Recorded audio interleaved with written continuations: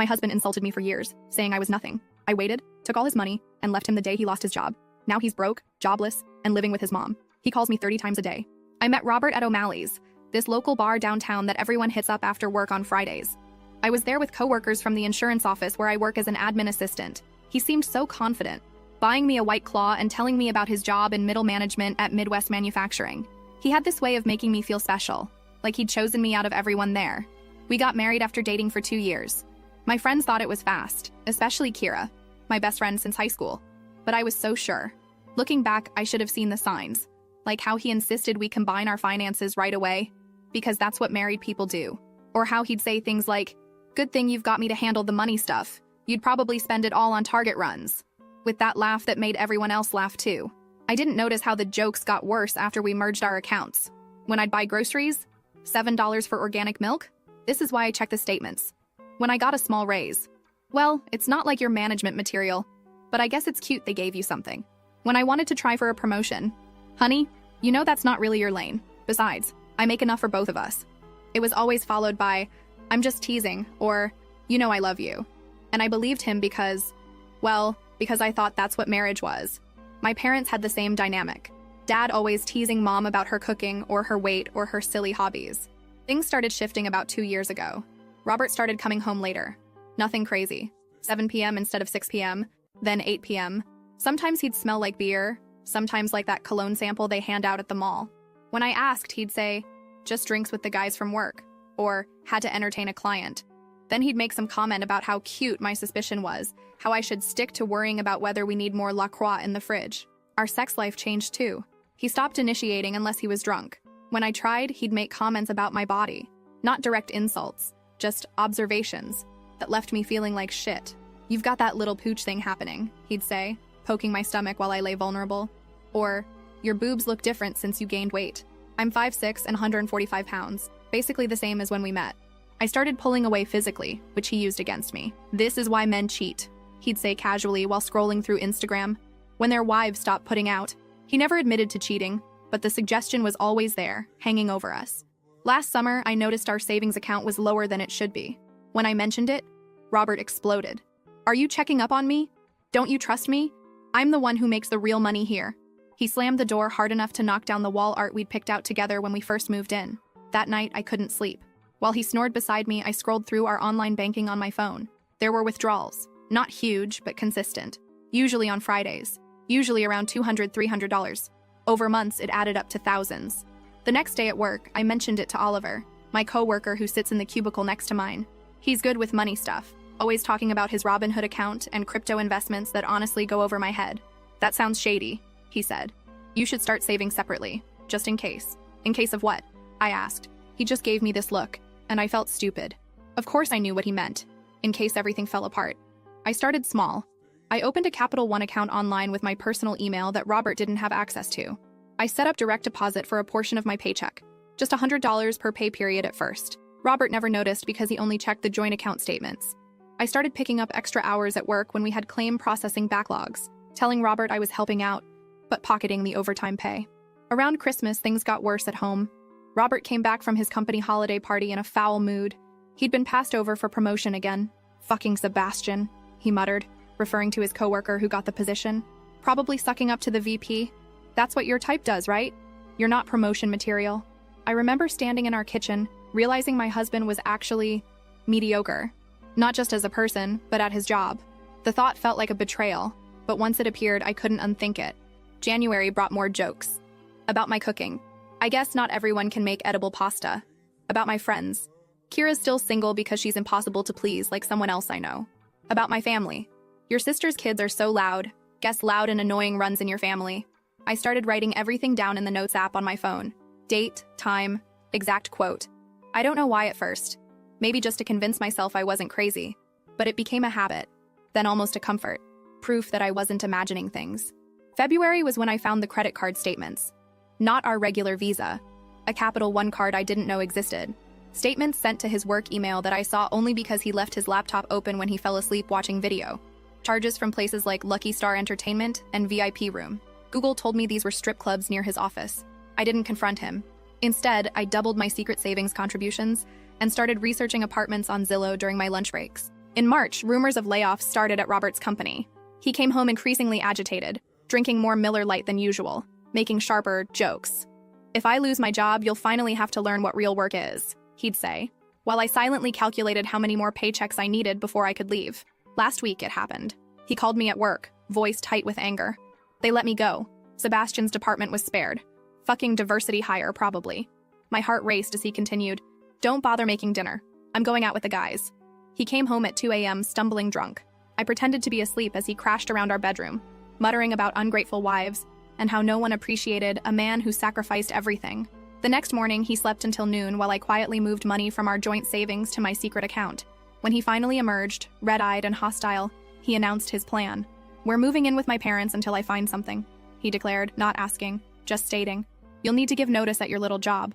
Not like you make enough to matter anyway."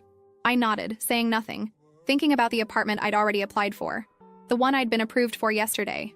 The one he knew nothing about. "What, no opinion?" he sneered. "Of course not. You never have anything valuable to contribute." Something inside me finally snapped. 8 years of jokes crystallized into perfect clarity.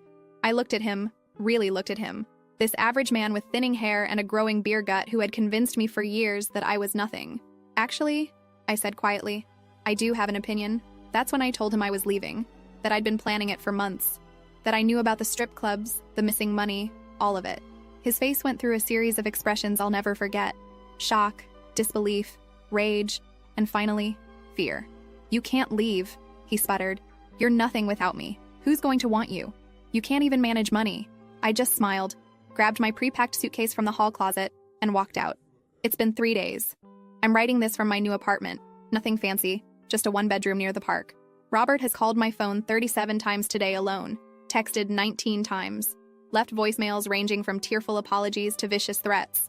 Apparently, he discovered I'd moved most of our savings, all legal. My name was on the accounts too. He's staying with his mom now. No job, no savings, no wife, just his childhood bedroom and his wounded pride. First update. First, thank you all for the support on my last post. I've read every comment, and they've helped more than you know, especially during nights when I question everything. It's been exactly 1 week since I left Robert. The first thing that hit me wasn't some profound sense of freedom. It was realizing I forgot to pack my phone charger. Spent my first night of freedom with my phone at 12% battery, too anxious to sleep, watching YouTube videos on low brightness about organizing small spaces. My new apartment is, well, it's an apartment. The bathroom fan makes this weird clicking sound, and the neighbor's kid practices violin at 7 a.m., but it's mine. I bought a shower curtain from Target yesterday, one of those cloth ones with little tassels. Robert would have hated it, called it basic white girl decor, and made some comment about how I can't even pick out bathroom accessories without help. Speaking of Robert, 127 calls in 7 days, 89 texts, 15 voicemails. They started with, "Baby, I'm sorry, please come home," and evolved into, "You ungrateful bitch, you're nothing without me." The latest one was just him breathing heavily for 2 minutes. I haven't responded to any of them, but I'd be lying if I said they didn't affect me. Flora, my MIL, showed up at my work yesterday. That was fun. She was crying, saying Robert hasn't eaten in days, hasn't showered, keeps talking about how he lost everything. Part of me felt guilty. Then she said, "He's sorry about the strip clubs, honey. Men just need attention sometimes when their wives are, you know." And just like that, the guilt evaporated.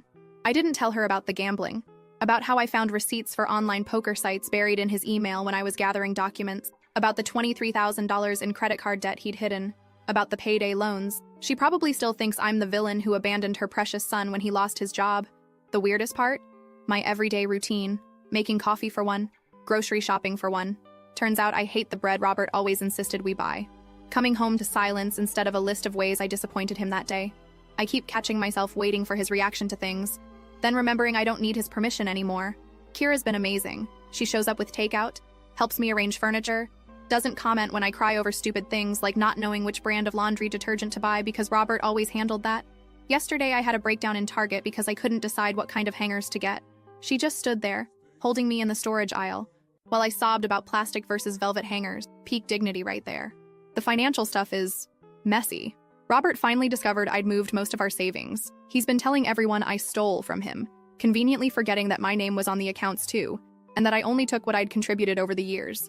His friend Sebastian, the one who got the promotion Robert wanted, messaged me on Facebook, actually congratulating me. Turns out Robert had been bad-mouthing him to everyone, calling him slurs, trying to sabotage his work.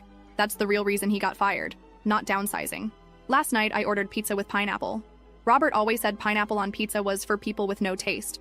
Ate it sitting on my new couch, the cheap one he would have hated. Watching that reality show he said was rotting my brain. Wearing the Target leggings he called lazy person clothes. The pizza tasted like freedom. A little lonely, kind of cold by the time I finished it, but mine. I know this post is all over the place. I'm all over the place. One minute I'm proud of myself, the next I'm doubting everything.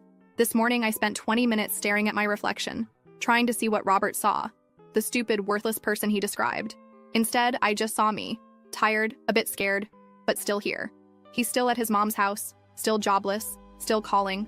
His latest tactic is having his friends' wives reach out to tell me how worried everyone is, how I'm tearing apart a family. Meanwhile, I'm learning how to build a life that's mine. Second update. I wasn't going to post another update so soon, but after today, I need to process what happened. It started with a delivery. Just a normal DoorDash order. Thai food from that place near my new apartment. I was working from home because my internet was being installed. Finally. The doorbell rang, and I opened it without thinking. It wasn't DoorDash. It was Robert. Standing there with flowers from the grocery store, still in the plastic wrapper with the $9.99 sticker visible. He'd lost weight, hadn't shaved, wearing that old UW hoodie he's had since college. For a second, muscle memory almost made me step aside to let him in. Instead, I closed the door. My hands were shaking so bad I could barely work the deadbolt. "Babe, come on," he said through the door. "I just want to talk. I've changed. I've been going to therapy." Narrator's note. He hasn't. Flora told Kira he refused to go. I didn't respond, just sat on my entryway floor, back against the door, listening to him cycle through his greatest hits. "I'm sorry about everything. You're overreacting. Remember how good we were together? You're being dramatic. I miss you. You're nothing without me. I love you. You ungrateful bitch." This went on for 45 minutes. My neighbor across the hall, sweet old lady who waters my plants when I'm at work, called the police. By the time they arrived, Robert had left, but not before sliding a letter under my door. I haven't read it yet. It's sitting on my kitchen counter like a bomb that might go off. The police were police. Took a report. Told me to call if he comes back. Suggested I get cameras, already ordered on Amazon, thanks to everyone who recommended them in the comments of my last post. Turns out Robert found my address through Flora. She'd asked Kira's sister where I moved, because she was worried about me. I'm not even mad at Flora anymore. She's as much a victim of Robert's manipulation as anyone. She really believes her son is the wounded party here. After the police left, I had a mild panic attack in my bathroom. Not a movie-style breakdown, just sat on the closed toilet lid, scrolling mindlessly through TikTok while trying to remember how to breathe normally. Fun times. Called out of work for the rest of the day. My boss was understanding. She's been through something similar, apparently. It's weird how many people come out of the woodwork with similar stories once you start telling yours. Kira came over after her last client. Brought wine and those frozen appetizers from Trader Joe's we used to get in college. We didn't talk about Robert. Instead, we watched bad reality TV and tried to figure out if my weird ceiling stain looks more like a duck or a rabbit. The thing that's messing with my head most? When I saw Robert today, he looked small. Not physically, though yeah, he has lost weight, but like, diminished. The man who spent years making me feel tiny suddenly seemed so much less threatening than the shadow he'd cast in my mind. Don't get me wrong, I'm still scared. I'm angry. I'm sad. But mostly I'm tired. Tired of jumping every time my phone buzzes. Tired of checking my rearview mirror for his car. Tired of feeling like I'm waiting for the other shoe to drop. Some updates on other fronts. Changed all my passwords. Again. Finally got my own Netflix account. Goodbye, Robert's watch list. Ordered a Ring doorbell camera. Started therapy. Actual therapy. Not the fake kind Robert claims he's doing. Adopted a cat from the shelter. Her name is Potato and she judges everything I do. The weirdest part? Life keeps going. My dishwasher still needs to be unloaded. My plants still need watering. Potato still needs her litter box cleaned. The world doesn't stop just because your ex-husband has a public meltdown on your doorstep. Oh, and the DoorDash driver? Eventually showed up. Food was cold. Still ate it. The letter is still sitting on my counter. Part of me wants to burn it. Part of me wants to read it. Most of me wants to pretend today never happened. Third update. I was at Whole Foods yesterday, treating myself to their fancy mac and cheese from the hot bar. Don't judge. When I literally bumped carts with Sebastian. Yes, that Sebastian. The one Robert blamed for his firing. You know that awkward moment when you run into someone you know but aren't sure if you should acknowledge them? Multiply that by 1,000 when it's your ex-husband's former coworker who he claimed ruined his life. But Sebastian just smiled and asked how I was doing. We ended up getting coffee at the Starbucks inside the store. What he told me? Well, it explains a lot. Robert wasn't fired because of downsizing. He wasn't fired because Sebastian took his position. He was fired because he got caught falsifying expense reports. Those client meetings at strip clubs, he was submitting them as business expenses. The team lunches that cost hundreds, solo trips to sports bars where he'd gamble on games. But here's the kicker. The company was willing to work with him. They offered him a chance to pay back the money and take a demotion. His response? He went on a tirade about how Sebastian, who had nothing to do with any of this, was out to get him, and made some threats that HR couldn't ignore. Sebastian showed me screenshots of messages Robert sent him after the firing. They're not good. Lots of slurs, lots of threats. Apparently, Robert had been telling everyone at work that Sebastian was sleeping with me. We'd never even spoken before yesterday. I sat there in Starbucks, holding my cooling coffee, realizing that the man I'd been married to was even more of a stranger than I thought. Other updates. Potato, my cat, has decided 3 a.m. is the perfect time to learn parkour. Finally read that letter Robert left. Took it to therapy first. It was 8 pages of alternating apologies and blame. Got a Ring doorbell camera after he showed up. Worth every penny. Started doing yoga with YouTube videos in my living room. Robert always said yoga was for people who aren't smart enough for real exercise. Found an old journal from when we first started dating. Reading it is enlightening. The journal entries are the hardest part. I wrote about how lucky I was that Robert chose me, how I needed to try harder to be good enough for him. There's an entire entry about how I spent 3 hours making his favorite dinner after he said, "I cook like someone who hates food." Flora called yesterday. She started with the usual guilt trip about how Robert's not eating and crying all the time. Then she said something interesting. I should have seen it sooner. He's just like his father. Turns out Robert's dad didn't leave for work opportunities like Robert always claimed. He left after gambling away their savings and maxing out credit cards in Flora's name. History really does repeat itself. I'm not angry anymore. Not really. Mostly I feel weird, like when you finally take off uncomfortable shoes you've worn all day. The relief is immediate, but you still have those indents in your skin that take time to fade. Some things that have changed in 3 months. I can watch whatever I want on TV without commentary. My grocery bill is half what it used to be. Turns out I don't actually need expensive protein bars and energy drinks. I sleep through the night most times. I bought plants and haven't killed them, yet. I started using my real laugh again. Not the quiet one Robert said was more attractive. Some things that haven't. Still check my rearview mirror obsessively. Jump when my phone rings. Automatically apologize for everything. Struggle to make simple decisions sometimes. Miss him in weird moments. Like when I saw his favorite cereal on sale. Sebastian gave me his card before we left. Said to call if I ever need anything. Not in a flirty way. He's happily married to his wife of 5 years. Just as someone who gets it. Last update, I was at Target buying those plastic storage bins, because apparently adulting means getting excited about organizing stuff. As I'm comparing prices, I hear someone say, "You don't want those ones, the lids crack easily." It was Flora, my former mother-in-law, standing there in the storage aisle holding a bag of cat litter. For a second, I froze. My cart was full of obviously single-person items, frozen meals for one, a new shower curtain, that weird lavender spray everyone on TikTok is obsessed with, evidence of my new life without her son. But Flora just smiled, tired and genuine. "That cat litter you recommended for Potato? I got a cat too." Turns out Robert moved out of her house last month. He's sleeping on his friend's couch, still unemployed, still blaming everyone else. Flora looks lighter. She's going to therapy, joined a book club. We got coffee at the Starbucks. No drama, no tears. Just 2 women talking about cats and books and how hard it is to find good storage containers. "I'm sorry," she said. "Not just for him, for me too, for not seeing it sooner. He's so much like his father and I didn't want to admit it." Life updates since my last post. Moved to a slightly better apartment. This one has a dishwasher. Potato has accepted that 3 a.m. is not parkour time. Finally blocked Robert on everything after his latest meltdown. Got my first real credit card in my name. Learning to cook, though my smoke detector is my most honest critic. The weirdest part of healing? The mundane moments.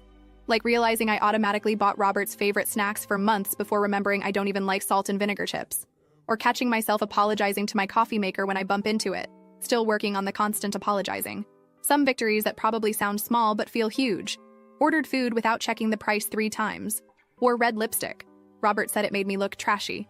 Used the good towels on a regular Tuesday. Called my mom without rehearsing what to say first. I still have bad days. Yesterday I had a mini panic attack because I couldn't decide what brand of toothpaste to buy. Stood in the dental care aisle for 20 minutes, nearly crying because there were too many choices. But the good days outnumber the bad ones now. Robert's still around, peripherally. He made a scene at his friend's wedding last month. I heard through mutual friends. Got drunk, started ranting about how I stole his life. The friend's wife, who I never even met, apparently told him to leave. He's been telling people I cheated on him with Sebastian, that I stole all his money. I took exactly what I'd contributed. That I broke him. He was broken long before me. The thing is, I don't care anymore. Not in a dramatic, I'm so over it way. More like how you stop noticing a background noise once you've been away from it long enough. Flora gave me a hug before we left, said she's proud of me, asked if I wanted to get coffee again sometime. I said maybe, and I meant it. I bought the storage bins she recommended. They're sitting in my living room now, waiting to be filled. Potato is sleeping in one of the empty ones, because cats are weird like that. This will probably be my last update. Not because everything's perfect. It's not. I still jump when my phone rings, still rehearse conversations in my head, still catch myself trying to be smaller, quieter, less difficult. But I'm learning, growing, healing. To everyone in a similar situation, you're not crazy, you're not too sensitive, you're not overreacting, and you're definitely not nothing.